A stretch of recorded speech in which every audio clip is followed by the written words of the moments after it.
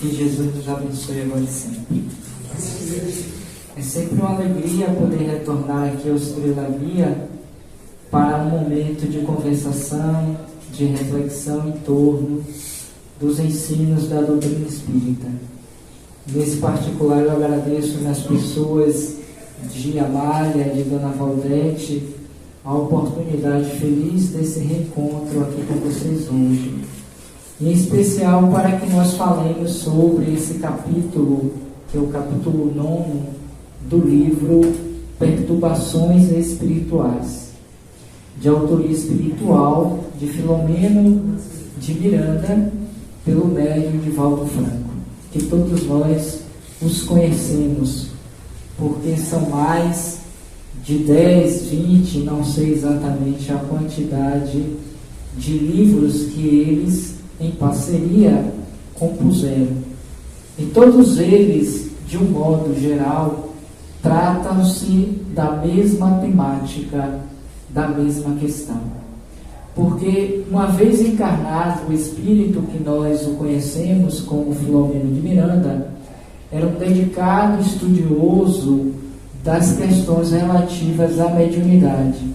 Enquanto desencarnado, e não poderia ser diferente, ele continuou na dedicação, no labor das investigações, aprofundando ainda mais o conhecimento a respeito desta faculdade que é inerente a todos nós, porque ela é íncita no próprio ser humano. É uma faculdade orgânica e, como tal, todos nós a possuímos. E a semelhança de André Luiz, que também todos nós o conhecemos, pela lavra da série mediúnica de Francisco Cândido Xavier, Filomeno de Miranda, depois de um tempo no mundo espiritual e sob a orientação dos seus mentores e a concessão destes, passou a nos trazer inúmeras histórias, situações relatadas por ele de espíritos desencarnados, que quando encarnados estiveram à frente das leiras espiritistas, ou eram, a semelhança de nós outros, também espíritas, dedicados servidores, trabalhadores dos muitos centros espíritas pelos quais eles estiveram. E, em particular, por ser ele baiano, Filomeno de Miranda, ele tem nos apresentado inúmeros casos e situações que são relativas ou relativos a contextos que dizem respeito a nós dentro desta realidade humana espiritista, dentro desta área a qual nós conhecemos como sendo Bahia. Não significa dizer necessariamente que todos os casos dizem respeito aos centros espíritas que estão diretamente ligados à Bahia. Mas existem inúmeros casos e situações que ele, claro, não apresenta diretamente como sendo, mas que pelos indícios, pelas informações que nos chegam depois, muitos deles dizem respeito a nós mesmos. E de repente, não sei até que ponto, a gente não pode precisar, quem sabe ele já não esteve aqui e já não aproveitou de muitas das histórias aqui ocorridas para nos apresentar mais tarde com pseudônimos e mudando um pouquinho as características, relatos advindos daqui, como sendo posto de socorro, de trabalho, de atividades mediúnicas espirituais aqui no cenário bahia. Como também poderá ser na Mansão do Caminho, na Casa de Oração Bezerra de Menezes, a qual pertencemos, e tantas outras que nós conhecemos na cidade de São Salvador. Mas o fato é que, independentemente de qual cidade, de qual bairro ou ainda de qual centro espírita, fato é que, no bojo desses relatos, o que nós podemos tirar de lição, considerando aqueles estudiosos ou leitores da lavra de Filomeno de Miranda, por Divaldo Franco, é que, na sua maioria, são histórias que nos apresentam relatos de espíritos espíritas que faliram quando de suas missões ou tarefas quando encarnados. e nos apresentam, igualmente a exemplo de André Luiz, como sendo exemplos do que não deveríamos fazer e da atenção e cuidado que precisamos ter, porque não basta, já dissera Jesus, dizer Senhor, Senhor, para que adentrasse ao reino de Deus, mas que seria imperioso fazer a vontade do Pai que está nos céus. E o que nós temos visto em que pesa o conhecimento, as citações, os trabalhos de longas décadas de vivência dentro das casas espíritas, como dirigentes, palestrantes, escritores, médios e por aí vai, fato é que uma gama expressiva desses espíritos vem desencarnando e, ao chegarem ao mundo espiritual, percebem-se sem os devidos créditos morais e espirituais frente às oportunidades que tiveram quando encarnado. E que nesse particular poderá ser eu mesmo ou qualquer um de nós aqui os presentes, porque não podemos avaliar o grau de avanço ou de retardamento que nós, ou que o outro esteja fazendo ou que se encontra. Mas é possível nos autoavaliarmos. E a proposta da doutrina espírita não é reformar o outro, não é fazer com que o outro desperte para a realidade da mensagem do Cristo, mas, sobretudo, ser um roteiro de evolução, de moralidade, de transformação do próprio ser. E se nós tivermos nos melhorados nós mesmos, se a proposta da doutrina espírita serviu, ainda que seja apenas para mim, nesse sentido de mudança, de transformação e de renovação, já valeu a pena ter sido espírita. Porque um dos maiores desgostos dos espíritos espíritas quando chegam no mundo espiritual e que relatam para nós através dos trabalhos mediúnicos que lhes são oferecidos para o testemunho vivo, qual aconteceu com Paulo de Tarso depois da sua conversão ao cristianismo, é que eles relatam da perda da oportunidade, da consciência de culpa pela oportunidade que tiveram em saírem da encarnação melhores do que adentraram, e que se dão conta que muitas vezes não conseguem nem perceber a si mesmo, em que pese as oportunidades de divulgação de informações a respeito da doutrina espírita, seja em qualquer área de atuação que este possa estar, seja na presidência da casa, seja nas reuniões mediúnicas como coordenadores ou médios, seja aqui à frente divulgando a doutrina espírita, ou qualquer uma outra que a gente possa aqui citar. Tanto é verdade que o próprio Filomeno de Miranda vai nos narrar, em um desses seus livros, que no mundo espiritual, dentro da permissão do nosso Senhor Jesus Cristo, foi dado a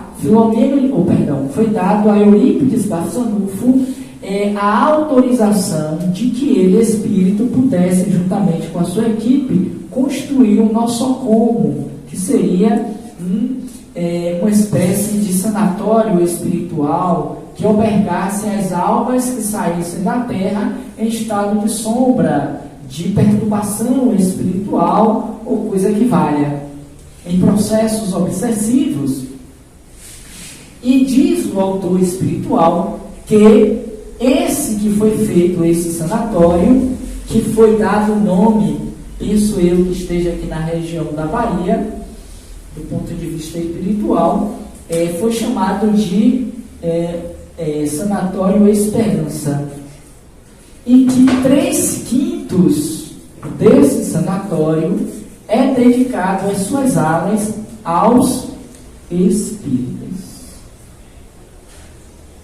Aqueles que deveriam estar à frente, na continuidade do labor que desempenharam quando encarnados, mas fato é que retornam à pátria espiritual numa condição de falimento, de sombra, de dor, de sofrimento, precisando desses espaços terapêuticos e hospitalar no mundo espiritual para despertarem a consciência em torno da imortalidade e do entendimento do atual momento no qual se encontram, para, quem sabe, depois de um tempo, dadas as recuperações, as convalescências, quem sabe ter uma nova oportunidade de recomeçar, se não da forma como estiveram quando encarnados, à frente de lideranças, de congressos, de casas espíritas, mas como servidores simples, desconhecidos,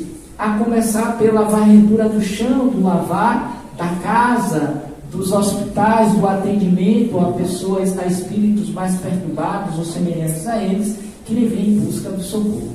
Ou seja, fato é que, de acordo com Filomena de Miranda e alguns outros autores, como o próprio André Luiz, nós, de um modo geral, não temos alcançado o desiderato, o objetivo principal para o qual nós adotamos a doutrina espírita como sendo um caminho de libertação, e não, como muitos ainda creem, um caminho de salvação. Porque, à semelhança de muitas outras religiões, nós espiritistas temos evocado entre nós, nas leiras espíritas, essa ideia de que o espiritismo salva. Por isso, um investimento demasiado nos trabalhos espirituais de cura, em detrimento dos trabalhos de conscientização da educação, pelo estudo da doutrina, da evangelização de si mesmo, para que nos tornemos cidadãos, homens e mulheres, melhores do que quando antes não conhecíamos doutrina espírita. Porque aquele que a adota com sinceridade e com inteireza passa a fazer em si mesmo toda uma mudança, toda uma revolução de dentro para fora. Aquela tal chamada proposta que na doutrina espírita nós conhecemos como sendo reforma íntima. Que, embora propaguemos, não fazemos em nós mesmos. É como se diz aquele velho e bom ditado dos antigos: santo de casa não faz milagre. E é o que a gente tem visto muito. Por esta razão é que também o espírito Filomena de Miranda, em parceria com Nivaldo Franco, sob a autorização, claro, de Joana de Ângeles, vem nos apresentar essa trilogia. Porque quando nós falamos de perturbações espirituais, que diz respeito a esse livro, e diga-se de passagem, merece esse adentro, de alguma sorte todos nós somos perturbados espiritualmente, a exemplo do que hoje estamos apresentando no nosso canal Roteiro Espírita no YouTube, os meios para combater as obsessões. Se vocês quiserem, ao sair daqui, podem acessar lá o YouTube e assistirem, que enquanto eu estou falando lá, eu estou aqui também falando para vocês ao vivo, porque o tempo não daria para sair daqui para Brotas e fazer ao vivo. Enfim.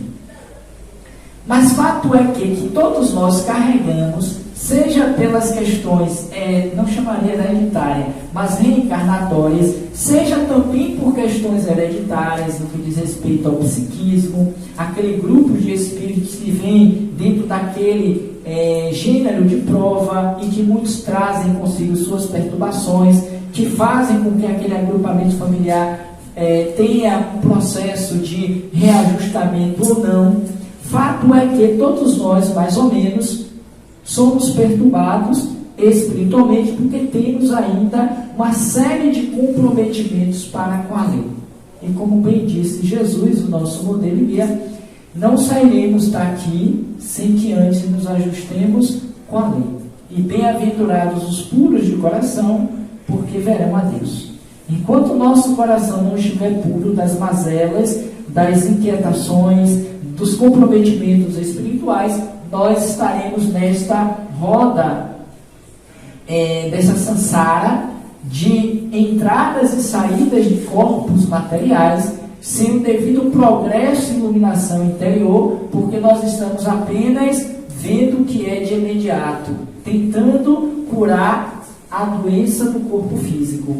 Porque quando buscamos, e me permitam falar um pouco mais nesse aspecto, quando buscamos, na maioria das vezes, o tratamento espiritual, seja de passe, seja da desobsessão, seja da cura, da cirurgia, não importa o nome ou o método, o fato é que nós procuramos, na maioria das vezes, para todo caso existem suas exceções, claro, mas na maioria das vezes é visando a cura do corpo físico. Tanto é, estávamos lendo em outro livro, que eu estava ali aguardando o horário e lendo, em que esse eu comecei recentemente, de Irmão X, Tecla, a primeira Marte do cristianismo. E é um livro maravilhoso. E conta a história de Paulo, de Saulo, o início, como ela conheceu o cristianismo. Tecla conheceu Paulo, foi convertida por Paulo e ele vai. E aí, nesse momento, eles estão na cidade que Tecla se encontra, que nasceu e vive, que é Icônio, e eles estão pregando o Evangelho de Jesus, e ela, por ser filha ainda jovem e já ela já estava comprometida para o casamento, e o pai, assim como os outros são da religião, adota o judaísmo, não aceita o cristianismo, e ela, em uma dessa, como aconteceu com Joana de Cusa e tantos outros que nos narra Humberto de Campos em Boa Nova, e o próprio livros como Paulo Esteve e tantos outros nos narram, muitos iam na calada da noite, escondida, para conhecer a fala de Jesus ou daqueles que seguiram levando a mensagem do cristianismo nascente. Tecla, que estava insatisfeita, é a personagem principal da história, que estava insatisfeita com aqueles conceitos trazidos por Moisés, embora respeitando por conta do pai e da própria tradição judaica. Quando ela vai ao encontro de Paulo e Bernabé, que estavam na cidade de Icônio, falando sobre a mensagem de Jesus, ela então entende que a partir daquele instante, e por isso a ressalva, passou a ter para ela um sentido de viver. Ela passa a compreender o motivo, porque ela trazia, apesar dos 14 anos em que ela se encontra agora, e já era considerada uma mulher, e já estava sendo, ela já estava, embora não quisesse, mas os pais já tinham a prometido para o noivo que a amava, mas ela dentro dela sentia que tinha um vazio, tinha algo que não estava muito bem. E aí o que acontece? Ela, ao ouvir os dois, em particular Saulo, ela se descobriu naquele momento. Estou no capítulo, não está aqui, não, acho que 9, 10, 12, alguma coisa assim, que chama-se a conversão. Nesse capítulo ela se converte ao cristianismo. Por que eu estou trazendo esta fala? O que isso tem a ver com perturbações espirituais, capítulo 9 do livro? É porque nós, muitas vezes, nós outros, os ditos espíritas ou espiritistas, que somos seguidores também do Cristo, já estamos há mais de 20, 30, 40 anos na doutrina espírita, saindo e entrando em casas espíritas, seja aqui em Itapuã, seja lá em Brotas, seja aqui na Orla Marítima de Salvador, seja em qualquer local. Quantos nós já não passamos? Hoje estamos aqui, mas não é garantia que estejamos daqui mais um mês, um ano, sei lá, porque já escolhemos uma outra casa, porque saímos da região de Itapuã, porque já não gostamos mais. Enfim, já abri a minha própria casa, que é muito comum. Isso não importa também. O que importa é que, apesar dessas mudanças normais, nós ainda não nos convertemos. Que é uma expressão muito comum dos evangélicos, a conversão. Eles acreditam nisso piamente e lutam e propõem que nós sejamos, mesmo espíritas de outras religiões, convertidos por eles. Eles acreditam e levam, e nós não fazemos. Seja com o outro, seja com nós mesmos, que é o mais importante. E aquela menina de 14 anos, embora já seja um espírito amadurecido do ponto de vista espiritual, mas ela poderia negar Jesus ou fazer um outro caminho, e era possível, tinha livre-arbítrio.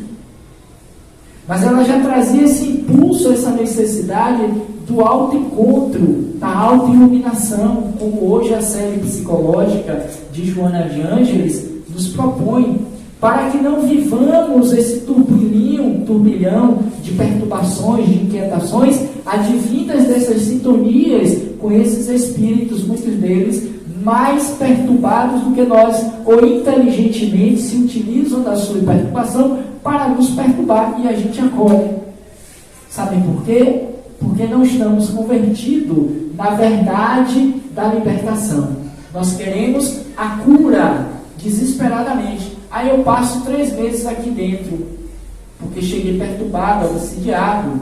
Faço todo o tratamento de limpeza, de cura, me sinto equilibrado e saudável, para logo mais voltar aos caminhos da perdição, do erro. Como nós vimos ainda nesse capítulo anterior, ou nesse mesmo, já não me lembro mais, em que, não foi nesse, porque essa é uma fala de Paulo nesse momento em que Tecla está ali ouvindo. Ele começa dizendo: eu sei que muitos de vocês que estão aqui, se não todos, vieram apenas para a cura do corpo físico.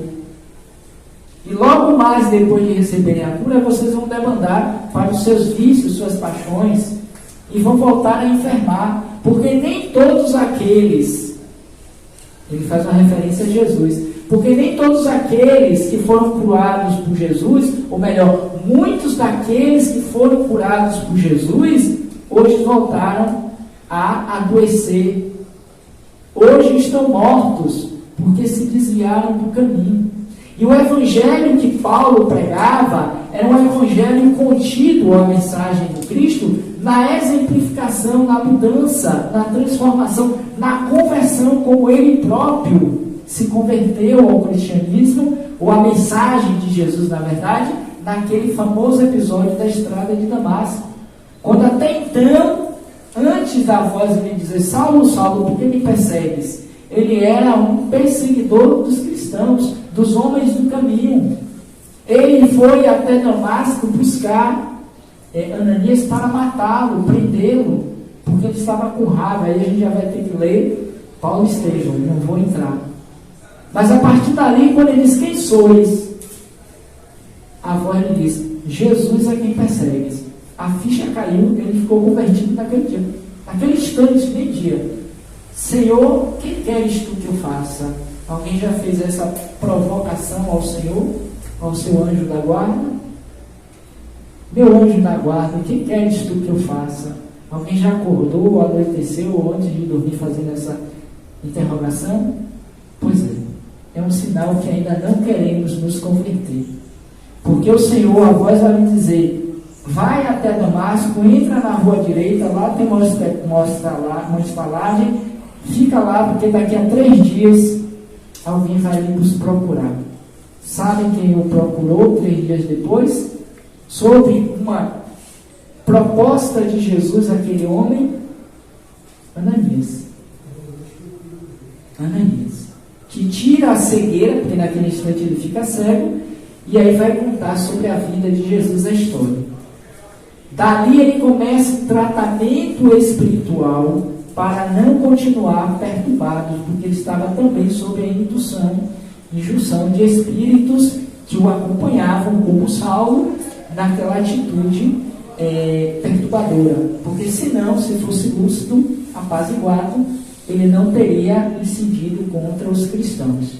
Porque ele sabia que não tinha nada contra, ele tinha raiva do Deus dos discípulos, do cristianismo, dos cristãos, dos homens do caminho. Porque ele era temente à lei de Moisés. E ele estava fazendo o papel dele. E isso nem a gente faz.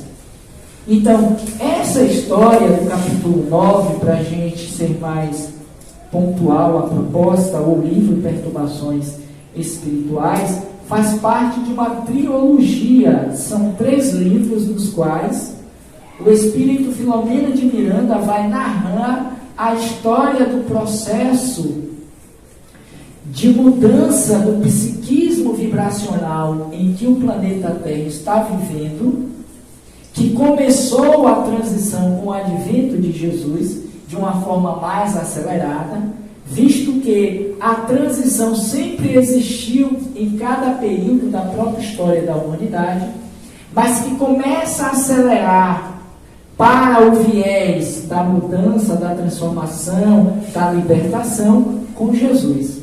E mais especificamente com o advento da terceira revelação, que nós conhecemos como o Espiritismo. Também é uma trilogia: Moisés, Jesus e o Espiritismo. Primeira, segunda e terceira revelação. Uma está atrelada à outra. Ninguém está solto. Ninguém está trazendo ideias separadas. Cada qual na sua época, cada qual no seu quadrado, como diz hoje na música, tentando trazer a ideia central, que é a transformação moral, a reforma íntima, que é sanar, diminuir, se não extinguir ainda, esses estados perturbatórios que ainda influenciam a Terra, fazendo com que ela não avance para a categoria de mundos felizes, que nesse particular, não permitam a propaganda de novo, amanhã às 20 horas no nosso canal Roteiro Espírita falaremos sobre esse tema.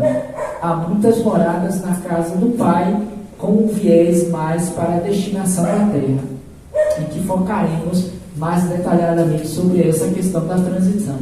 Então essa trilogia trazida por Filomeno é para narrar esse momento de transição que não começou agora, nem antes nem durante a pandemia, mas que já vem se arrastando, me permite usar a expressão, desde quando Jesus esteve conosco. E vem tendo cada vez mais, a cada período das fases dos séculos, no aceleramento. Por isso que em cada período, muitos desses vieram em nome de Jesus para movimentar essa bola da transição planetária. Quais são esses livros que formam a transição planetária? A trilogia de Filomeno. Um é O Amanhecer de uma Nova Era, que dá início. Depois nós temos Transição Planetária. E o advento foi aquele tsunami que aconteceu lá na Indonésia, não sei, me lembro agora o ano 2000, alguma coisa, e que ali seria um ponto crucial. O amanhecer de uma nova era, ou próprio Transição Planetária, vai focar nesse episódio que ocorreu ali naquela região. E o terceiro livro vem então com perturbações espirituais. Em todos os três, como já dissemos dos anteriores, também ele foca exatamente esses processos de vinculações perturbadoras que existem entre os dois planos da vida. Entre desencarnados, encarnados, entre encarnados e desencarnados. Porque nós alimentamos essa mola. A gente acha que só nós obsidiamos, só eles nos obsidiam, não é assim? É equívoco. Nós é que abrimos a chancela, damos a chancela, abrimos o espaço psíquico para essas perturbações espirituais por conta de que o nosso comportamento, as nossas atitudes, as nossas escolhas, as nossas paixões, os nossos vícios se caracterizam por comportamentos que atraem esse tipo de espíritos. Porque poderíamos já ter, para nós irmos especificamente no capítulo 9, já poderíamos ter aqui na Terra um mundo de regeneração, acreditem, há mais de 50 anos atrás. Já poderíamos. Se eu e cada um de nós e a população mundial agíssemos de acordo com a lei de Deus. E Jesus já pontuava isso lá atrás: faça ao outro aquilo que gostaria que o outro lhe fizesse. Uma das perguntas no Livro dos Espíritos sobre o que é moral. Então, se a gente mantiver uma relação de convivência ética e moral com o outro, nós vamos sanear esse processo obsessivo e perturbador que eles se aproveitam de nós para incidir. E, em particular, agora sim, com os espíritas. Porque, apesar dos desvios, dos equívocos, dos enganos, disso e daquilo, nós ainda somos aquela religião, ou proposta religiosa crística, que é voltada para um processo de conscientização, de libertação, de esclarecimento em torno dessa realidade espiritual, porque defende a ideia de imortalidade da alma. Então, esses espíritos desencarnados, conforme todo o livro Perturbações Espirituais vem nos sugerir, estão nos assediando, e mais e pior, dentro das nossas casas espíritas. Porque nós ainda não temos um sentido real do significado do que é ser espírita. Nós estamos na semelhança daquelas outras tantas religiões que já tivemos, quando não nesta, nas anteriores encarnações. Estamos em busca do que é transitório e material, do que é o fantasmagórico, do que é milagroso. A gente não quer fazer um movimento de mudança de dentro para fora, porque isso vai exigir de nós renúncia, dedicação. E com isso, muitos dos que trabalham dentro das casas espíritas, como dirigentes, como palestrantes, como médiuns, quantos livros nós temos hoje, me permitam trazer isso, que eu acho que é importante. Eu acredito que vocês já leram até o capítulo no bairro, nem precisa falar dele, porque você já leu, senão, todo o livro, mas já leram o capítulo. Ou vão ler sobre, a Mária está dizendo, estudando o livro. Então, de alguma sorte vocês vão conhecer a história, não dá para a gente detalhar tudo, estou pegando as ideias principais. Porque todo esse livro terceiro vai se reportar a pelo menos 2 casas espíritas que estão sendo assediadas por esses espíritos perturbadores, para que esta casa de socorro, que nutre as ideias do cristianismo, da vivência evangélica, pautada nos ensinos de Jesus, fechasse. E como é que eles fazem? Como é que eles se articulam no mundo espiritual inferior? Utilizando-se justamente daqueles que se dizem trabalhador da doutrina. Aqueles que estão nos postos de serviços mais elevados, como médios, como diretores, como presidentes, como palestrantes, que sob a indução do processo obsessivo, por subjugação, por fascinação, trazem conceitos esdrúxulos que não correspondem com o pensamento pentateuco trazido por Kardec. Porque a gente nem lê Kardec, a gente fala de tudo. A gente está colocando dentro das casas espíritas um psicologismo, por conta da psicologia espírita, advinda da série psicológica de Joana de Ângeles, que é extremamente louvável e necessário, nada contra. Eu posso dizer, um estudioso da série, uma pessoa que me dedico ao estudo dessa proposta de Joana, já há muitos anos, décadas, não vou nem dizer desde quando, mas desde quando se iniciou, podemos assim dizer. Mas a gente precisa fazer as devidas adequações, não apenas falar de psicologia, mas precisa se falar de evangelho. E o próprio livro, nesse capítulo 9, ele se refere a isso. Porque a gente tem que trazer uma série de doutrinas, de comportamentos, de tratamentos, de ideias que não coadunam, não correspondem ao pensamento dos espíritos, do que está lá exarado nos 5 livros pentateucos da doutrina. O livro dos espíritos, o livro dos médiuns, o evangelho, o céu, o inferno e a Gênese. A gente não lê, a gente não estuda, menos ainda. Porque uma coisa é eu ler, outra coisa é eu estudar doutrina espírita. E estudar implica em renúncia, em dedicação, a sair daqueles memes que a gente vê nas redes sociais, daquela coisa citada rapidamente em postagem, e se debruçar nos livros. A gente já nem mais compra livro que a gente não quer ler, a gente tem que pegar tudo já pronto lá no Google, no pai dos burros, que antes era dicionário, hoje é o Google, o pai dos burros, mudou, né? O dicionário agora é tretavô, não é nem mais bisavô, é tretavô. Ou seja, a gente nem ouve mais falar de dicionário, né? Assim, a gente chega lá no Google, lá, bota assim o que é, qual o significado da palavra, e aí a gente se deixa aí. Raramente, antigamente nas escolas, na nossa época, aparecia sempre uma criatura lá para vender livros, normalmente eram livros. E quase sempre os livros eram um dicionário Larousse, um dicionário XY. Hoje não. A enciclopédia tal. Eu tenho um dicionário lá em casa, dessa época da escola, que já está bem velhinho, mas era assim, grossão, ainda tenho isso como lembrança. Sem contar do meu avô, que nem é uma relíquia, quando os dicionários eram feitos com figuras. Não sei se alguém conheceu, eu tenho um dicionário que foi do meu avô, que ficou para o meu pai, que eu terminei pegando, que tem lá a palavra, né, digamos assim, papagaio. Além do conceito, tem a imagem do papagaio. Então, assim, se hoje eu fosse vender esse livro, dicionário, no antiquário, eu ia ganhar uma fortuna. Está lá em casa, na minha estante.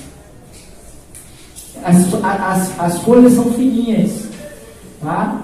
Então, assim, hoje a gente não se dedica a esse estudo, a esse conhecimento. Quando eu comecei a estudar Joana de Ângela, as pessoas sempre dizem, Joana de Ângela é difícil de se ler, não sei o quê. Hoje está tudo fácil.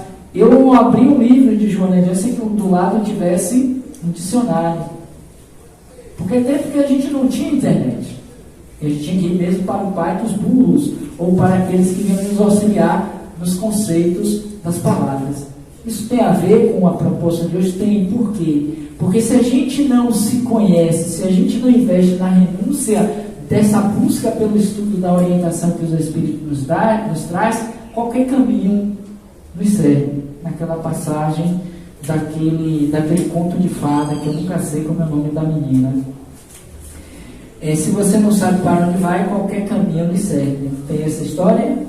Pois é, de uma personagem de um conto de fadas, que eu nunca sei o nome dela.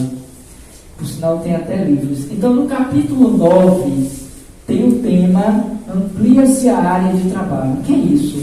É o socorro espiritual que o mundo espiritual superior vai fazer para ajudar essas duas casas espíritas que estão vivendo, por conta dos seus profiteiros, ou melhor dizendo, por conta dos seus diretores e médios, processos de auto-ações espirituais.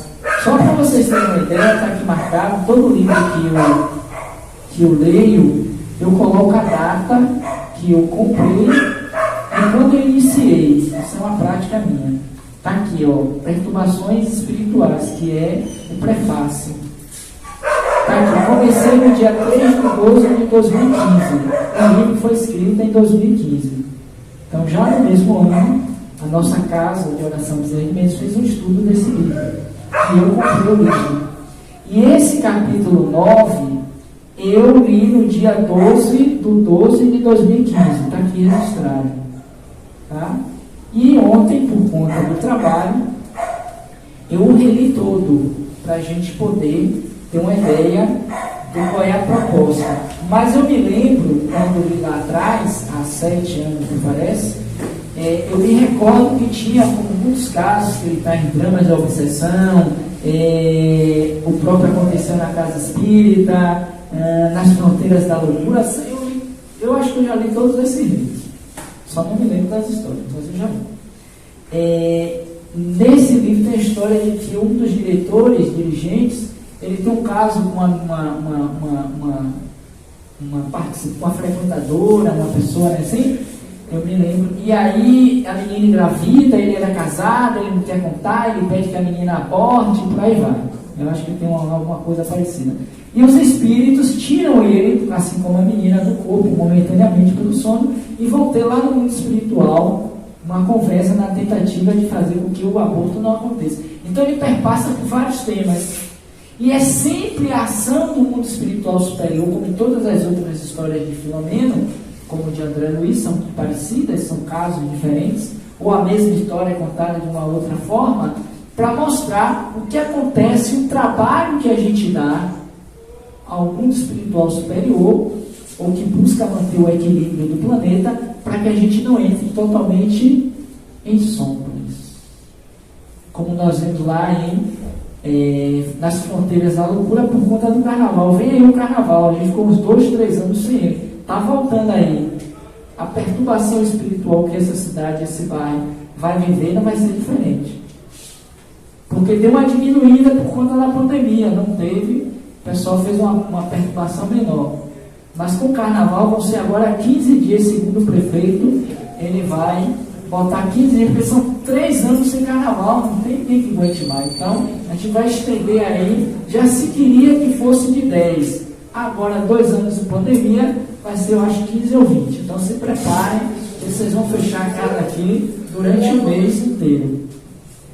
Brincadeira à parte, mas fato é que ele vai contar nesse livro, Nas Fronteiras da Loucura, o trabalho que os espíritos fazem para manter o equilíbrio da cidade do Rio de Janeiro, como em outras capitais, a exemplo da Bahia, que é onde tudo acontece, né?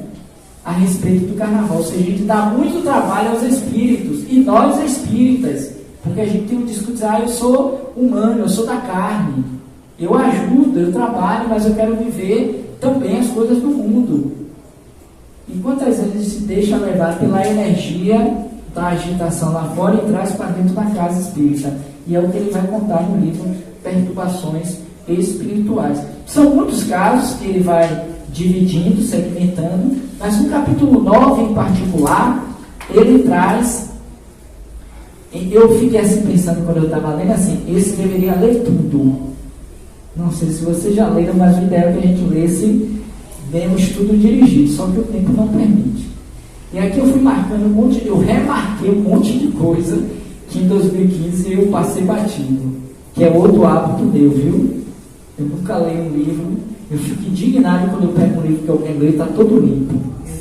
Eu fico assim horrorizado. Eu fico indignada quando o livro não é meu, porque eu estou lendo e não posso fazer nada. A tecla não é meu isso aí, mas vocês vão ter que comprar um para dar à pessoa, porque a livraria lá da Coben me emprestou, disse eu posso ler, posso. Aí a menina me emprestou, né, da coordenadora do. Deixa eu contar essa história que acho que é legal, gente do fato.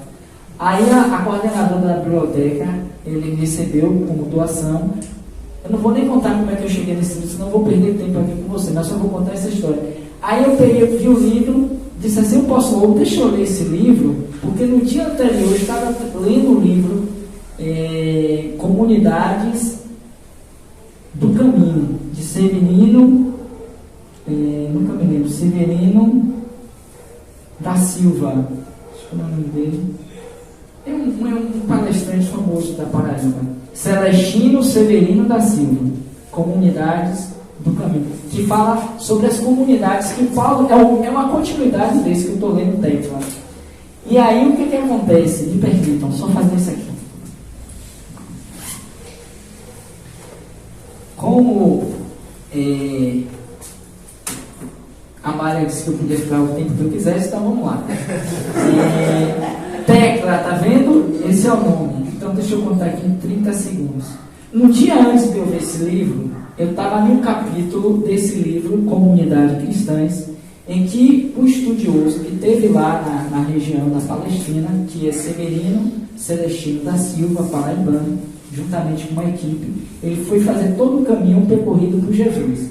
Como muitas vezes as pessoas saem daqui e vão para lá, Jerusalém, para o lugar todo. E ele vem narrando as histórias de Paulo, as cidades que Paulo fundou e por aí vai. E uma especificamente onde Paulo teve Icônio, o nome da cidade é Icônio, em que ele converte uma jovem de 14 anos chamada Tecla. E ele vai dizer que Tecla é a primeira Marte, embora não reconhecida oficialmente, a primeira Marte do cristianismo. A gente fala dessas mulheres que nós vemos lá em Boa Nova, mas tem uma outra que ninguém fala dela, que chama-se Tecla, essa jovem. Um dia antes, no máximo 2, tenho certeza, não foi mais do que 2 dias. Eu estava lá em Mateus, ou foi no domingo ou foi na segunda, aqui nesse livro, Comunidades Cristãs. Eu estava lendo um capítulo que falava de Tecla. Eu me apaixonei por Tecla. Eu disse, meu Deus, eu quero ler sobre essa mulher que eu nunca tinha, essa personagem que eu nunca tinha ouvido, ou se ouvi, não me recordava. Enfim. E aí tá bom. 2 dias depois eu fui para a biblioteca, onde eu estou fazendo agora plantão, estou retomando minha primeira atividade na casa espírita, fui na biblioteca de lá da casa de oração. Hoje, no momento, estou voltando para lá. Resultado, aí a gente estava lá mexendo nos livros, arrumando, botando para feira, estava ajudando, enfim. Aí uma das participantes, que não é a coordenadora, mas digamos que seja a segunda coordenadora, Ela disse, Robson, nós pegamos um monte desse livro, estava tudo dentro de um armário, um em cima do outro, juro a vocês, um em cima do outro. Aí ela abriu e você já estava indo embora, já estava fechando o plantão, às 4h pouca. Aí ela abriu, aí já tem todos esses livros que a gente vai precisar arrumar para colocar, tem uns aqui que vão entrar na biblioteca, vamos ver, porque eu queria que vocês fizessem uma avaliação do que pode, do que não pode. Aí eu comecei a mexer, olhar assim, estava tudo assim, disse, deixa eu ver aqui quais são esses livros. Aí fui mexendo no outro, e acreditem, e ela já estava fechando o armário. Aí eu vi lá em cima, estava bem assim, ó, eu nem tinha visto o nome, estava assim. Aí deixa eu ver que livro é esse. Aí eu fiquei, ó, tinha escrito assim, tecla. Aí eu fiquei encantado, eu disse, meu Deus, isso é coisa espiritual. Aí falei com ela, com Eliana, é o nome dela, ou me empresta, deixa eu ler aqui, contei essa mesma história que eu estou contando a você. Não, pega, leia, depois você me devolve, tá bom. E aí, resultado, aí eu comecei a ler o livro, paralelo com Comunidades do Caminho, e aí me veio aquela vontade de riscar, por isso que eu estou contando a história. Aí riscar, aí disse, meu Deus, mas não é meu, é da livraria. Ela disse, depois você terminar, você me devolve. Eu disse, e agora? Eu não posso ler um livro desse, não consigo. É melhor, eu já ia devolver, então eu pedi para que ela me desse, né? Aí eu disse, e aí, o que é que eu posso? Posso riscar? Minha filha, eu disse devagarzinho, posso. Ela, Deus, ela já me conhece muitos anos na casa, eu já sei que você não lê livro, você escreva, risque o que você quiser, e depois você devolve, que vai ficar na biblioteca mesmo aqui. Eu já botei, acho que eu já botei até meu nome. Eu já vi que esse aí vai ser meu, porque eu vou comprar um outro, deve ser uns 30, 40 reais, ou então os espíritos vão mandar um outro técnico, eu vou ficar, eu sei que esse não vai sair mais de mim. Bom, a minha energia está aqui. Mas deixa eu mostrar. Ainda bem que não tá, corre essa parte. Não. Então, assim, amplia-se o trabalho, significa dizer o seguinte, pode ver, por exemplo, fique tranquilo. Começa assim, então é um livro que a gente precisa ler em particular no capítulo 9, porque essa ampliação dos trabalhos, antes tem essa reunião no mundo espiritual, em que Filomena de Miranda e a sua equipe estariam ouvindo, além de outros encarnados e desencarnados. E ele começa dizendo assim, aquela havia sido uma reunião especial em que as duas instituições dedicadas ao bem uniram-se para afirmar propósito de fidelidade a Jesus, desarmar os emaranhados fios da intolerância e dos desplantes em referência à pulcritude do Espiritismo. Ou seja, uma forma de amenizar e atenuar os conflitos que aquelas casas estão vivenciando é chamar os seus principais líderes, reunir todos no mundo espiritual, encarnados e desencarnados, e chegar a um acordo. O que a gente vai fazer para resolver esse problema? São duas instituições que ao longo de muitas décadas vêm trabalhando pelo bem, e que atualmente os dirigentes, não todos, claro, que não são todos, estão voltados para essa sintonia com o mundo espiritual superior ou inferior. E quem está sofrendo são os frequentadores, os trabalhadores sinceros, e vocês estão dando ensancha para que o mundo espiritual inferior adentre a vida de vocês e a casa perturbando, ou seja, dificultando o avançar da luz dentro dessa casa para o próprio planeta Terra. Isso aqui é um ponto de luz na Terra. Imagine os espíritos como Filomena, André Luiz chegarem aqui precisando de repouso, de equilíbrio, de refazimento e encontrarem aqui uma perturbação espiritual, uma discordância, uma discussão, brigas. Não é que a gente não discuta, não é que a gente aceite tudo, mas tudo dentro do respeito, da solidariedade, da comunhão de ideais, para que um propósito maior se sobressaia. Quantas reuniões de diretoria, um verdadeiro pugilato, uma verdadeira guerra, discussões, porque o meu ponto de vista, porque eu sou presidente, porque eu sou diretor, tem que prevalecer, tem que ser assim, senão a gente fez, senão a gente não. E quantas casas, na casa espírita, na cidade, foram abertas porque divergências internas entre os seus diretores. E tudo isso, em que pesa que se ganha lá na frente, mas tudo isso também tem uma perda energética e espiritual muito grande. Até consolidar de volta a paz e o equilíbrio, quantos ficam inimigos por conta dessas separações, dessas brigas? Quantos dirigentes médios e doutrinadores trabalhando na mesma reunião mediúnica que não se falam? que diz que é animismo, que diz que não quer atender aquele, que não quer ser atendido por aquele outro. Como é que é a qualidade da reunião mediúnica? Percebem? Se não existe harmonia, é o que ele diz nesse capítulo. Então ele vai continuar. A doutrina que Jesus nos oferece diz respeito à vida imortal. Não se trata, portanto, de um código de ética transitório, diz ainda, para acomodações e conforto durante a vilegiatura carnal. Sobretudo tem a ver com a realidade de ser indestrutível, não somente com seus desequilíbrios, não sendo uma nova caixa de Pandora para a solução de problemas, como vem sendo utilizada pelo desconhecimento de alguns membros que nela morejam. Se ainda não fizeram a leitura, façam, porque não vai dar para a gente abarcar toda ela. Não é o ideal, nem o propósito. Mas se já leram, releia, pontuando, escrevendo, refletindo cada parágrafo. Porque cada parágrafo aqui é uma verdadeira doutrinária. E a gente precisa repensar a nossa conduta, seja como frequentador, seja como dirigente, seja como diretores da casa. Isso é importante para que essa casa continue. Não é a quantidade de pessoas, não é a quantidade de espaço físico, que é outra coisa. Parece que todo espírita é um engenheiro, um arquiteto falido. Mas até não é o canal, porque só pensa em ampliar a casa, achando que a ampliação de casa fisicamente resolve o problema, ou todo dia tem um novo tratamento espiritual para chamar a gente. Não é isso. E nesse particular, lembrando a fala também de Amália com relação ao início como foi Dona Valdete, agora não me recordo, a gente tem alguém que falou isso comigo, o início do congresso estadual que está acontecendo, começou ontem. Ontem nós tivemos uma live no canal Live FEB Comunicações, FEB Comunicações Lives, que é da Federação Espírita do Estado da Bahia, que está transmitindo, se não todo o evento, mas as palestras abertas. E ontem, como foi a abertura, foi convidado o neto de Sueli Calda Schubert, o Humberto Schubert. E ele trouxe falas maravilhosas, ele e Peixinho, cada qual falava um pouquinho, para quem participou.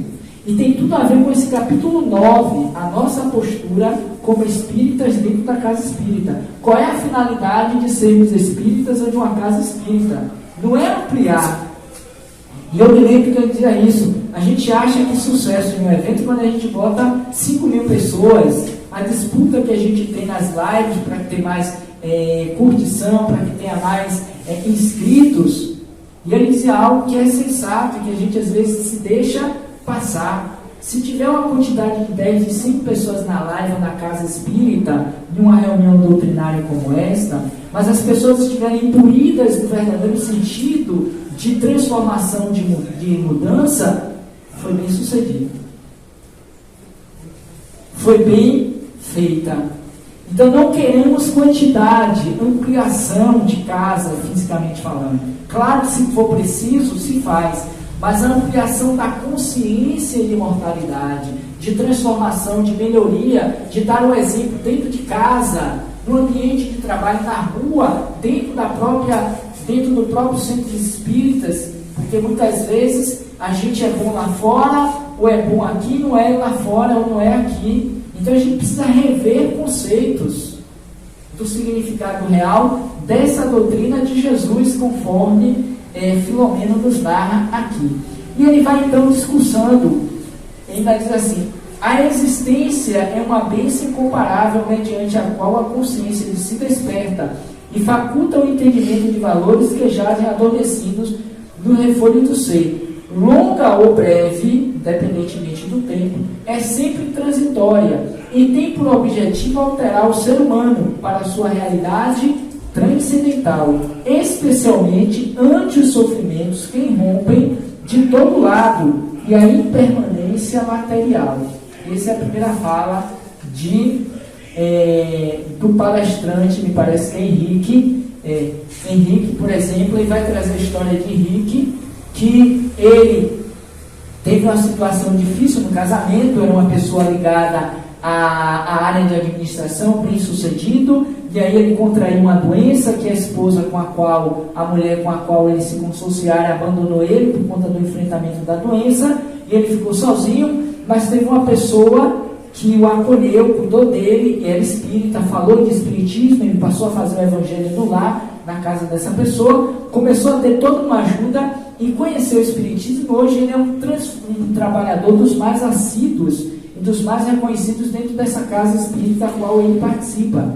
Então ele traz esse exemplo, como a doutrina espírita pode ser um espaço de mudança, de transformação na nossa vida, quando a gente consegue internalizar a mensagem do Cristo. E é nesse ponto que a gente precisa pensar o que nós estamos fazendo aqui e agora na casa a qual nós escolhemos estar. Nesse caso em particular, o Estrela Guia, que poderia ser a casa de oração Bezerra de Menezes ou a própria Mansão do Caminho. Porque nem todos que estão na Mansão do Caminho, com todo respeito a eles, significa dizer que já tem uma passagem direta para o reino de Deus. Lá também é um espaço de melhoria, de aprendizagem e transformação. E cada um está fazendo um caminho que lhe apraz, que como consegue, pode. Mesmo tendo como uma referência doutrinária das mais altas e elevadas, que é o caso de Divaldo Franco, que comparativamente podemos considerar hoje com Paulo de Tarso de ontem, pelo empenho que ele tem ao longo da sua vida, mais de 75 anos de mediunidade e de trabalho, hoje com 95 anos, ainda atua de forma profícua, intensa, na condução dos ensinamentos da doutrina espírita. Ele amanhã vai fechar desse congresso estadual espírita, do espiritismo aqui na Bahia. E ele tem viajado, hoje não por conta da doença e da pandemia, tem sido mais online, mas toda terça-feira, toda quinta e todo sábado ele está na frente das câmaras lá na Mansão do Caminho, que já abriu presencialmente, levando a mensagem da doutrina. Já poderia ter se aposentado. Está todo mundo querendo se aposentar, não é assim? Para quê? Para viajar, para curtir, para cuidar de neto, para poder cuidar do jardim, e isso vai, beleza, nada contra. Mas onde é que está a sua transformação moral desse tempo? Porque vir aqui apenas uma vez por semana, como fazíamos na igreja, ou ter pago o donativo, o dízimo, isso em si não é garantia de entrada no reino dos céus. O que é que nós estamos levando para fora? Então essas perturbações espirituais acontecem dentro das nossas casas, as quais moramos, e dentro das nossas casas, as quais atuamos como espíritas. Então, foi feita no mundo espiritual, nesse capítulo, por isso amplia-se os trabalhos, é que a partir de agora, ao invés de ser individual, mais específico, a ajuda do mundo espiritual, está numa fase, são 17 capítulos, esse é o 9º, ou seja, passou da metade, e que nesse momento vai ser algo mais amplo, de conscientização.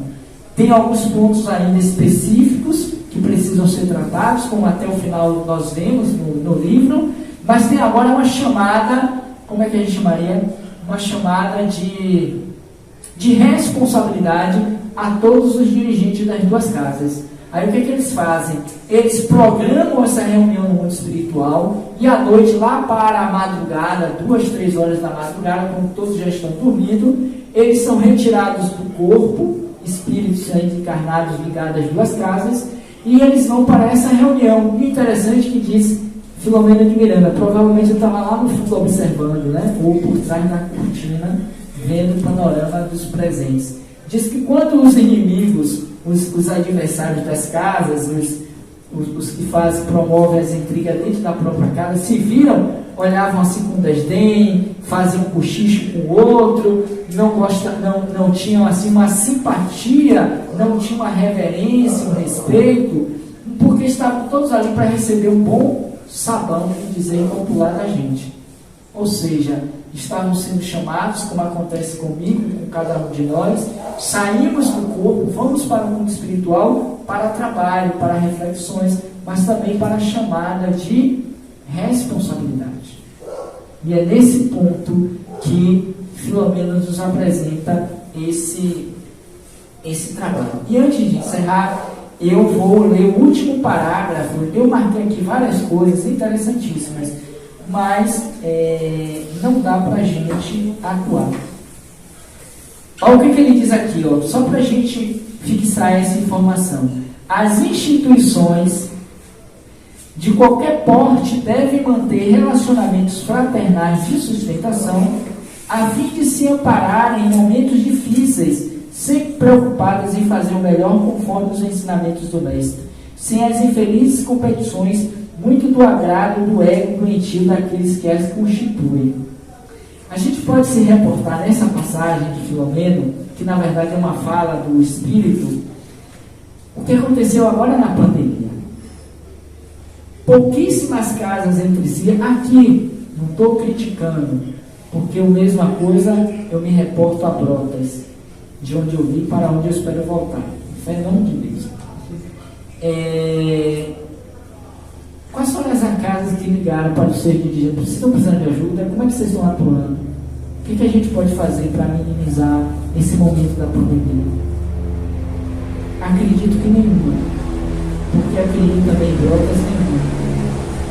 Porque cada qual fechou suas portas, colocaram-se suas máscaras, fecharam a casa e ficaram todo mundo em casa, nas suas lives. Não é assim? Mas alguém se preocupou com a casa vizinha que tem aqui do lado? Eu recentemente, foi aqui em Itapuã? Acho que não. Mas a gente tem aqui ó, o Filomeno de Miranda, que é um pouco mais lá na frente. Nós temos Humberto de Campos, me parece ali lá na frente, sentido aeroporto. Quantas casas espíritas tem aqui, além dessa? E quantas nós nos comunicamos com os dirigentes? Querem outro exemplo, que é um questionamento meu? Eu participei recentemente da Semana Espírita, que acontece todo ano, das Casas Espíritas de Lauro de Freitas. Acho que todos vocês conhecem, já devem ter assistido. Está dentro do CD ou da área de lá, né? Acho que sim. Itapuã. Eu pergunto a vocês, qual foi a vez que nós fizemos uma Semana Espírita com todas as casas aqui de Itapuã? Nos unimos. Pois é, Lauro de Freitas é um exemplo a ser seguido. E eu espero que um dia possa ver isso em Brotas. Todas as casas espíritas. Eu participei, é o 2º ano que eu participo. E sabe como é que acontece? Cada dia é uma palestra presencial. Não estou falando que é virtual. Aconteceu virtualmente esse ano. Da primeira vez que eu estive, foi presencial. E eu fui, eu não me recordo qual a casa, porque sabe onde é que eu fui? Foi aqui em Lauro de Freitas, mas foi um lugar distante, ou seja, cada dia é uma casa diferente de Lauro de Freitas. Não é tudo em uma casa só, não. É tudo em uma casa diferente todos os dias. São 7 casas para contemplar todas as casas. E mais, todas as outras 6 casas, ou todas as outras casas que não foram contempladas ou que foram, vão para essa do dia. Percebem? Isso é fraternidade, isso é um trabalho sério da caravana, digamos, como é o nome dele? De Filomeno de Miranda, não, de Pititinga, né? Esqueci o primeiro nome dele agora. É um trabalho sério nesse sentido. Então a gente precisa se unir para se fortalecer, não é fechar apenas a casa, mas criar situações em que todos trabalhem, é o que ele diz aqui nesse parágrafo. E por aí vai.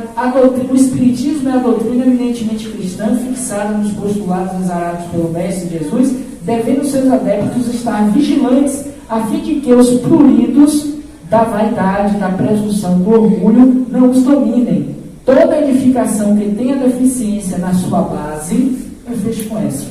Toda deficiência na sua base está sempre ameaçada de ruir. Quantas casas ruíram, fecharam-se nessa pandemia espíritas? Quantos profitentes do espiritismo foram para as igrejas evangélicas? Saem daqui para lá. Eu ouvi falar de vários.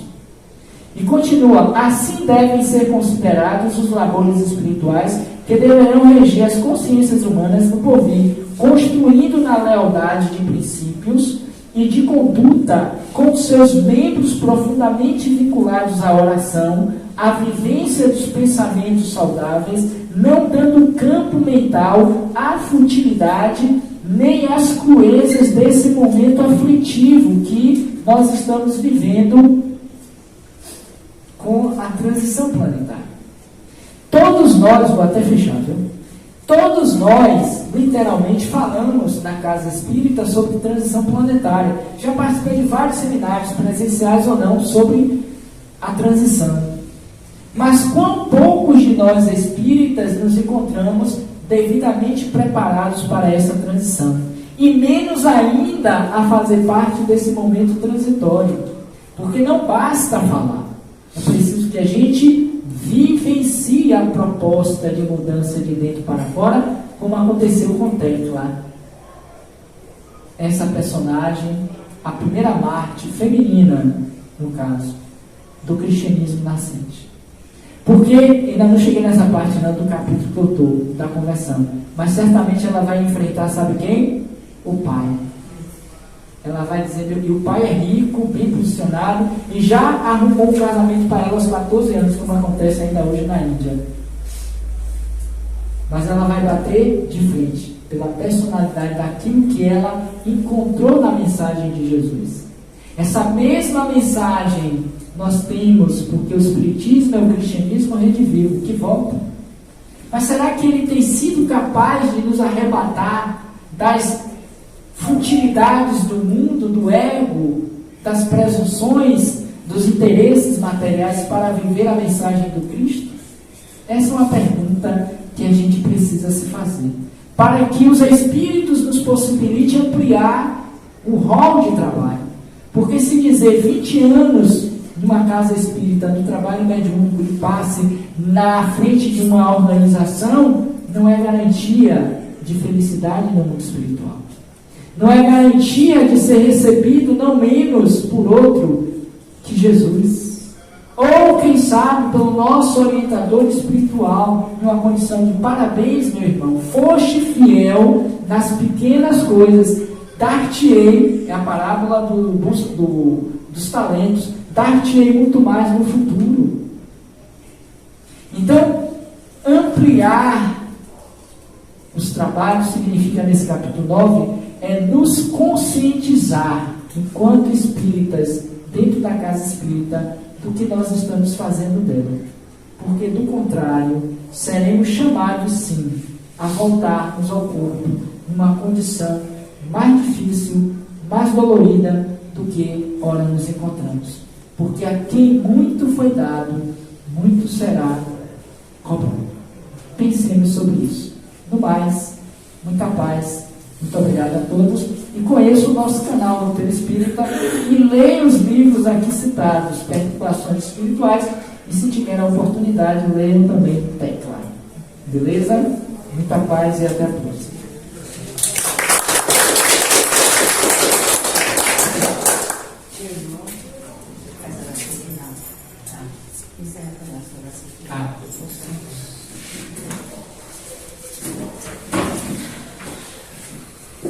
Vamos então orar.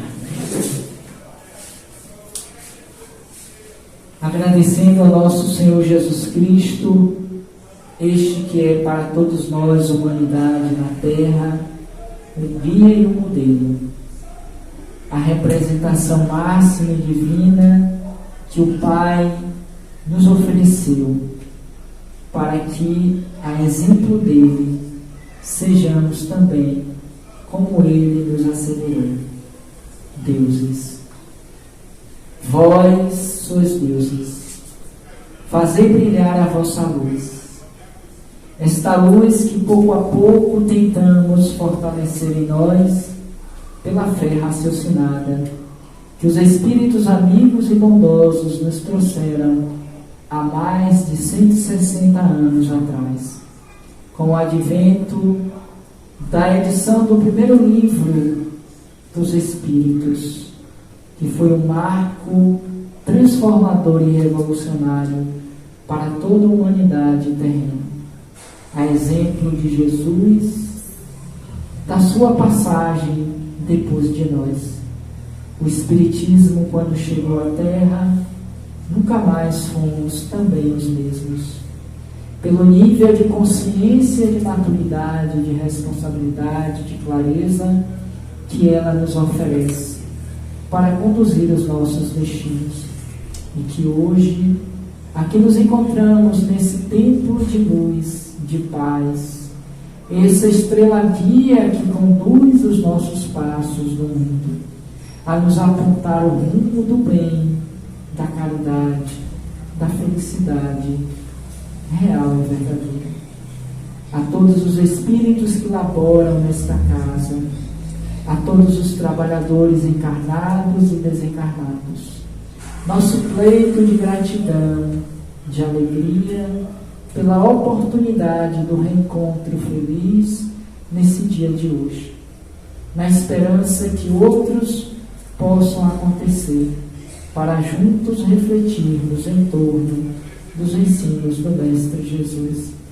Abençoa os nossos propósitos, os propósitos desta casa. Abençoa cada companheiro aqui presente, encarnado e desencarnado. E a todos aqueles que morejam com o objetivo de colocar a luz da consciência, da mensagem do Cristo àqueles que vêm em busca desta luminosidade. Abençoa esse bairro, a essas ruas que aqui fazem parte dele. Abençoa a nossa cidade e a todos aqueles que vivem em trânsito entre os dois planos da vida. Abençoa os nossos lares, nossos entes queridos, nossos familiares e aqueles que são nossos opositores, adversários, inimigos, quiçá. Que Deus os envolva em luz e paz.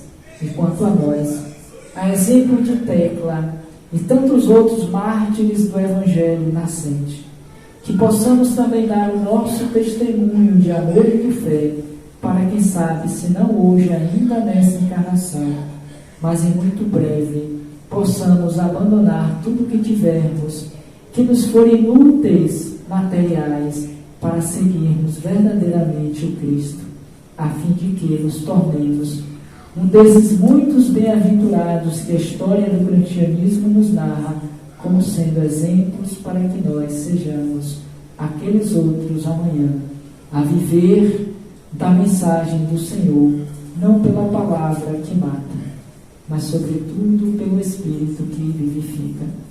Sendo assim, Senhor Jesus, abençoa os nossos propósitos, fortalece-nos na fé e na confiança em Ti, nos espíritos abnegados e trabalhadores desta e de tantas outras casas do bem na nossa cidade. E leva-nos, por fim, aos nossos lares, levando um pouco da energia do amor aqui absorvido pelos amigos espirituais, a fim de dividirmos com aqueles que lá estiverem, ou levando para o nosso dia a dia das nossas atividades diárias. E em Teu nome, em nome de Deus, nós encerramos o nosso encontro da noite, relembrando a oração em homenagem à vossa Mãe Santíssima. Ave Maria, cheia de graças, o Senhor é convosco, bendita sois vós entre as mulheres, bendito é o fruto do vosso ventre, nasceu Jesus. Santa Maria, Mãe de Jesus, rogai por nós, vossos filhos pecadores, agora e na hora do nosso desenlace. Que assim seja, e muita paz para todos nós. Obrigada a todos e até a próxima.